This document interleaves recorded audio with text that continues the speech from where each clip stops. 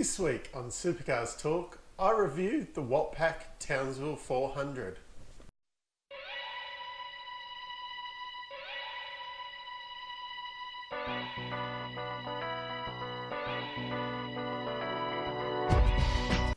After telling everyone about sunny Queensland and how we haven't had any wet running at Townsville ever, the heavens opened up on Friday and Sunday, and we had some quite interesting racing over the weekend. Finally, well, it wasn't a different winner, but of course on Saturday, Scott McLaughlin won again. But on Sunday, Shane Van Gisbergen took his second win of the year, and only, believe it or not, only the second win for Holden for the whole year. But before we get into the racing over the weekend, a few kind of news items to cover off. Probably the biggest one over the weekend, Holden and Red Bull have signed on with Triple Eight for 2 more years. This is great news for the category overall. You got a blue chip sponsor in Red Bull, committing for longer, and you've got a manufacturer who's committed in for another 2 years. They've said the Commodore is continuing. Take or leave it. It is good news for the Commodore. I've seen a lot of comments on the internet how it's only for 2 years and things like that. But to get 2 years commitment out of Holden in the position that they're in at the moment, the Commodore's not selling great.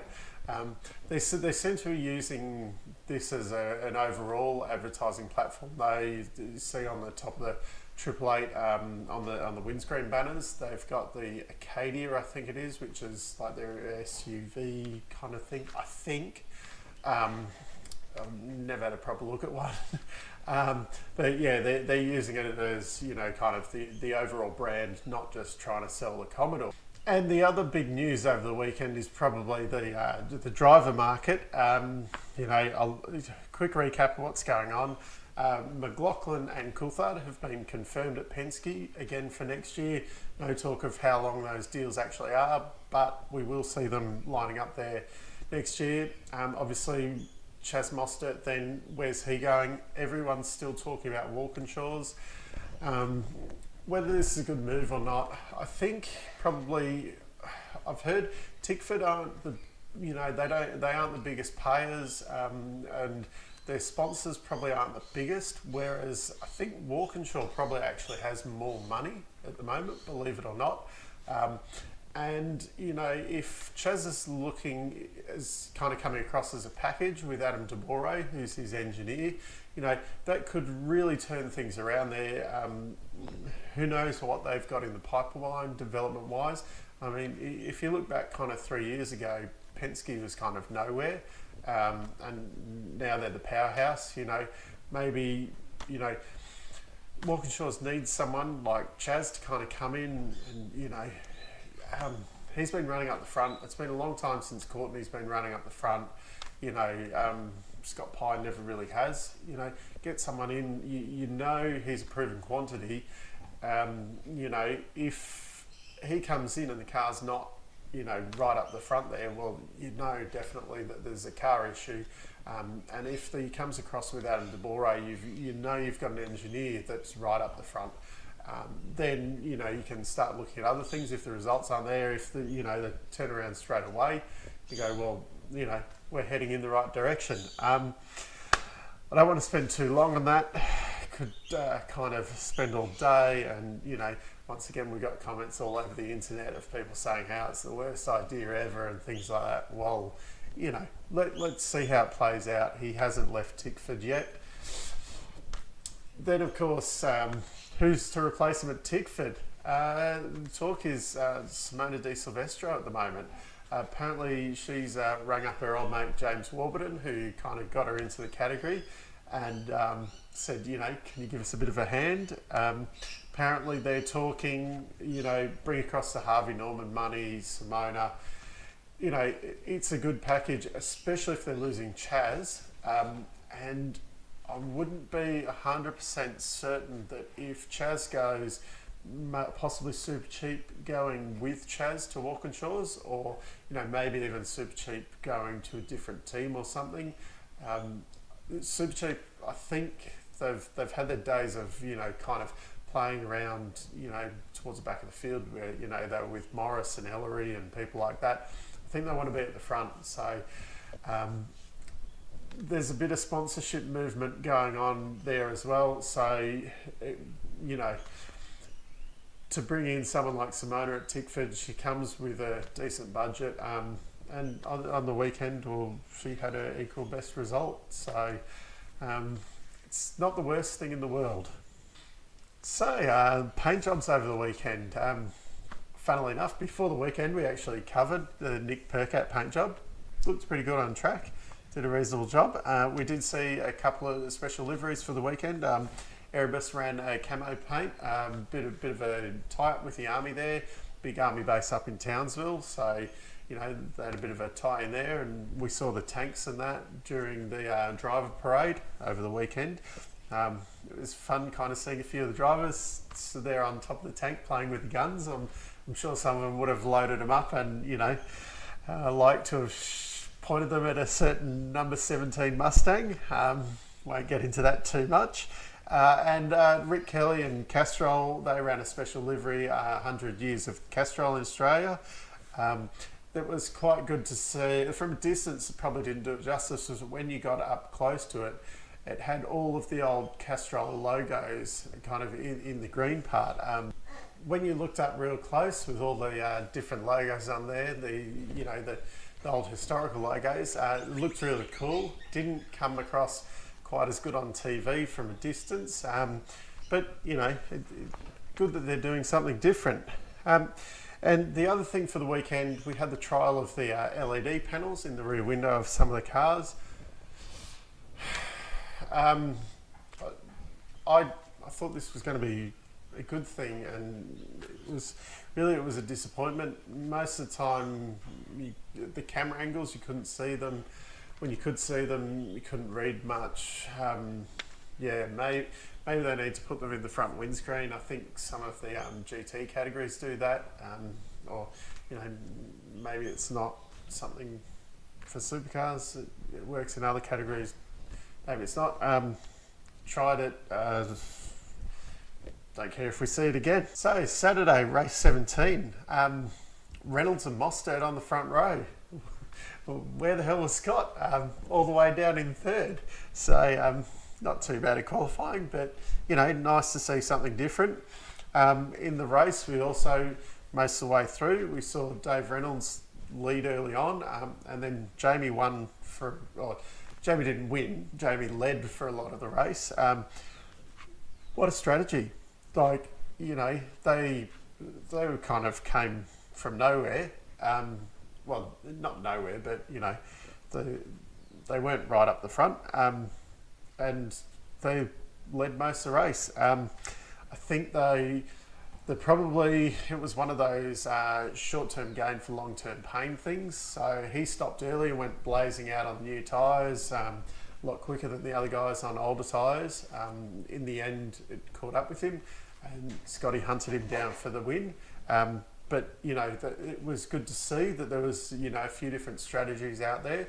We also had Shane van Gisbergen. He did the opposite then and stayed out long. So you had Jamie on the early kind of strategy, then Scotty and a few of the other guys on the normal kind of middle of the road strategy. Shane on the long strategy. So he kind of came blazing through at the end of the race. He lost a bit of time in the middle though, while he was on old tyres and other guys were on new tyres, and they were trying to get past him, things like that. Speaking of that, while Jamie was blazing around by himself, a few of the other guys, I think, probably should have, seen what was happening and come in early to kind of cover him off. Great for TV, because we saw that where Chaz and Scotty were going side by side for about half a lap. Brilliant to watch. Ultimately, as a race strategy and for the championship and things like that, things you don't want to get involved in, but keep it up, guys. That's what we want to see week in, week out, a bit of door-to-door racing. So a couple of little incidents during the race. We saw Dave Reynolds. They had another wheel nut problem in the pits. Barry Ryan, the team manager, he's very critical over his team on this. Probably a little bit too much. I think what they need to do is have a bit of an overall look at things. Like, they're treating every stop as it, we've got to get these wheels on as fast as possible. That's great when you're just changing the wheels and tyres. When you've got these fuel stops, you're limited by the time it takes to put the fuel in. So the wheels and tyre changes aren't as critical. So I think what they probably need to do is sit down with the guys and go, look, when we do a tyre stop, right, smash it out as fast as possible. But when we're putting fuel in the car, just back it off a little fraction. If it takes half a second more, it doesn't matter, because you've got to put in, say, 10 seconds worth of fuel. And then you just take away that risk of something, a misstep or something like that. You're still going to have, 5 seconds up your sleeve for the fuel, but because they stripped the wheel nut or whatever happened, then Dave had to sit there. I think it was about 6 extra seconds, and in the big world we live in, 6 seconds is absolutely nothing. I mean, I'm going to blather on here for about 20 minutes, but in this racing where we're talking, hundredths of a second are making the difference, and 6 seconds can mean you're on the podium or not. And in this case, probably did cost Dave a podium. Barry probably doesn't need to hit so hard at them. Dave came out after the race and said, look, it's a team sport, things happen, don't worry, guys. But maybe there's a bit, team policy should be looked at, I think, before you go and, threatening people's jobs on the telecast. And the other kind of incident I want to cover for the race was the Davison and Mostert run-in. So they're coming around the back of the track through the very fast flat-out sweeper before you come into the hairpin, which is the second last. This is kind of like the third last turn. Mostert was kind of right up beside him. Davison tried to hang it on the outside, and he probably turned in a little bit on him. Mostert got stuck into him. Davison had a big slide. Like, it was a pretty spectacular accident and stuff. Mostert could have backed out of it, but Mostert had a lot of pace on Davison at the time. They're essentially their teammates. And then Davison blows up on the radio about it, and I kind of, once again, Will, you're getting yourself in these, incidents that you don't need to. Just a bit of common sense, like, you don't need to go sheep stations with things like this. Just, back out of it a little bit, let him go. We don't have to have a big fight. We don't have to have a big cry on the, the radio and things like that.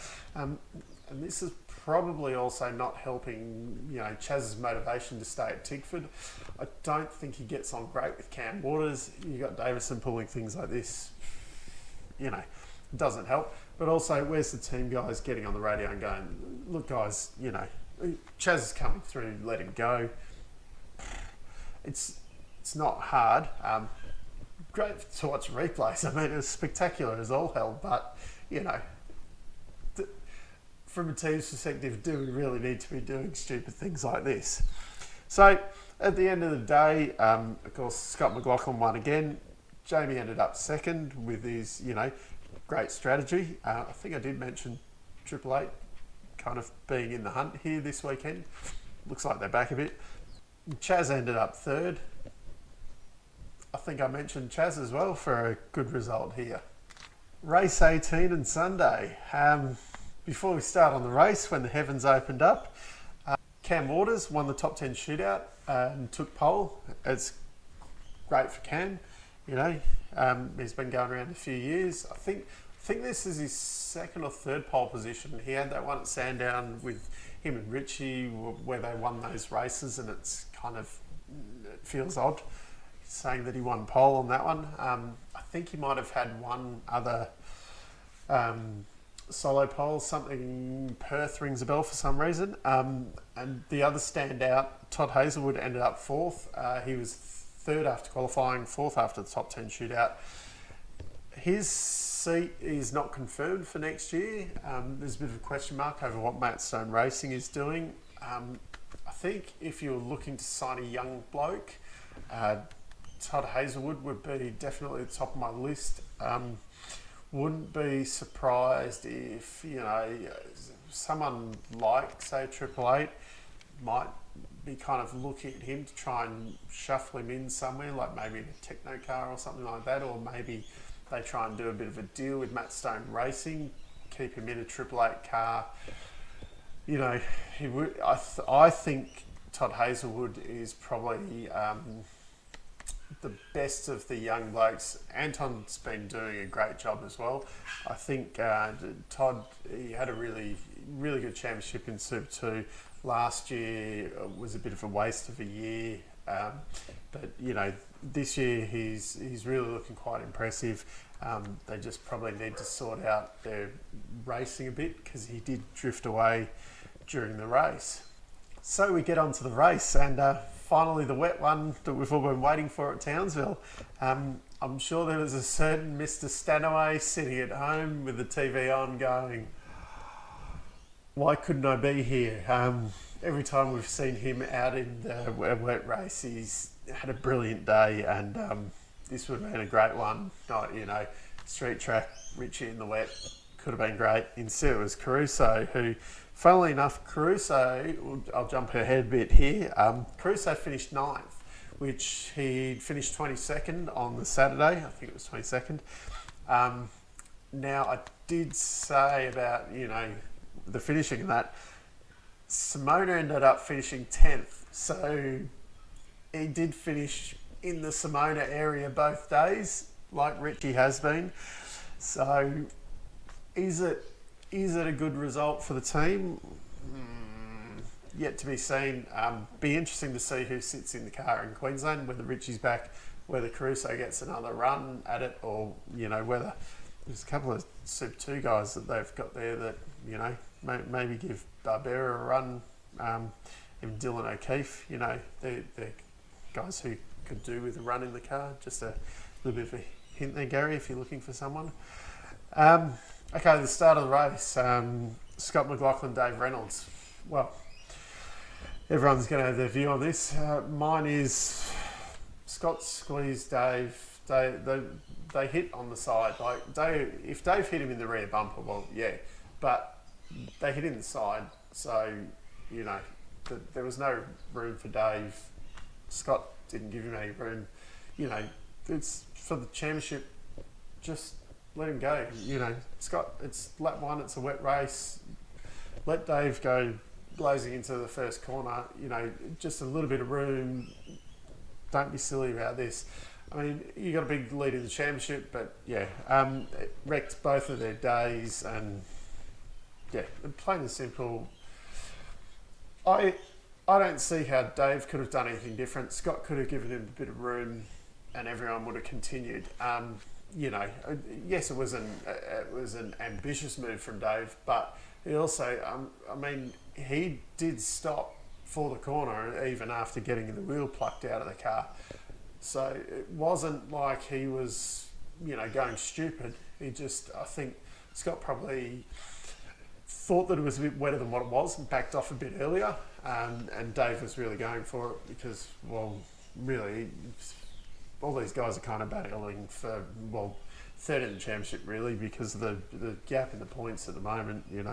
The two Penske guys are long gone, so I don't blame Dave for having a go at it. Scott should have just given him a bit more room, plain and simple, and he probably would have finished, in the top 5 or something. Happy days. Anyway, so I've got heaps of notes for this race, and I'm hardly covering anything. So we had Chaz charge through the field from 16th on the grid. At various points he was leading, things like that. Di Pasquale, he led for most of the race. Would have been, if they didn't have to go in for the later stop, could well have won it. There was a few teams where I'm not sure why they didn't hold the cars a bit longer and just pump the fuel through the air hose, like what they did with Van Gisbergen. So in these races, you have a minimum fuel drop of 120 litres. The tanks are 80 litres, so you have to come in a few times. But what you can do actually, because there's two hoses with the fuel, so there's a fuel in and then there's a breather hose, and you actually only have to drop 120 litres. So what you can do is pump it through the out of the tank back up the breather hose. So you can actually do your 120 litres in one go. It's not recommended or whatever, but in a wet race like this where you're not using as much fuel, so you can go a lot longer, and also with safety cars and things like that, the time certain comes into play, which it did get called a little bit short, this one.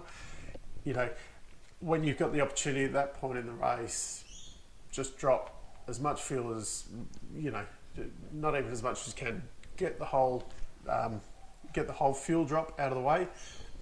Then you don't have to worry if it doesn't dry out or whatever. You just keep crawling around on the wet tyres, which basically that's what Van Gisbergen did, and that's what gave him the win.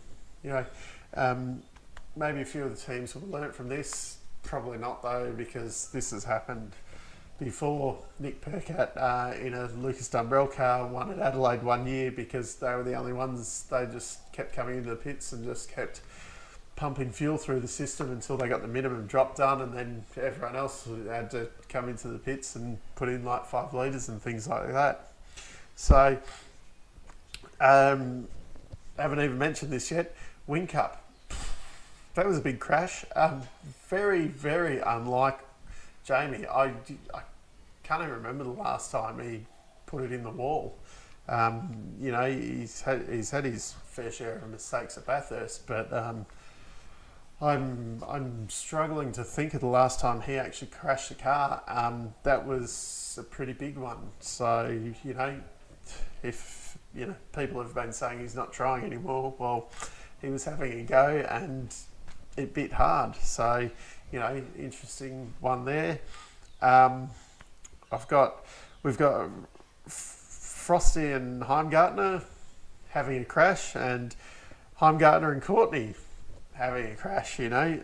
Once again, Heimgartner getting in a heap of incidents. So I've mentioned this before. There's certain people that seem to kind of attract these things. Just a bit of common sense, Anyway, these things happen. So then right at the end of the race, we had Gary Jacobson on fire, which brought out the safety car, which then we saw the Nick Percat come into the pits, fuel going everywhere, and then poof, up she went. So it's spectacular on TV, but once again, Brad Jones has got, another car to repair. This one's probably not damaged too bad. There'll be a few melted parts in that. Percat did get back out and finish the race, which was quite interesting. It was the safety, it did finish under safety car though, so not too serious. We saw Shane Van Gisbergen win after everything. Fabian was second. Cam Waters ended up third. Di Pasquale, after his great run, was fourth. So at the end of the weekend, Scott still leads the championship. He's on 2,168 points. Fabian's only 292 points back. So Scott can't take a weekend off at the moment without potential of losing the championship lead. Fabian's brought it back. Still not that close, but he has brought it back. But then Shane Van Gisbergen is 499 behind, so it's a chasm.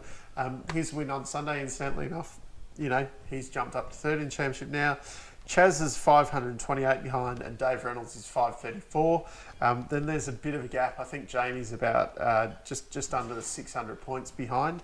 But those third to fifth, those three, they're in a really close battle. So what a weekend we had. We've only covered a little bit of kind of everything that happened over the weekend, but I've been prattling on for long enough here. So until next time, I'll see you later. Put away your inhibitions. Let the beast in you just get loose. We all young, wild, and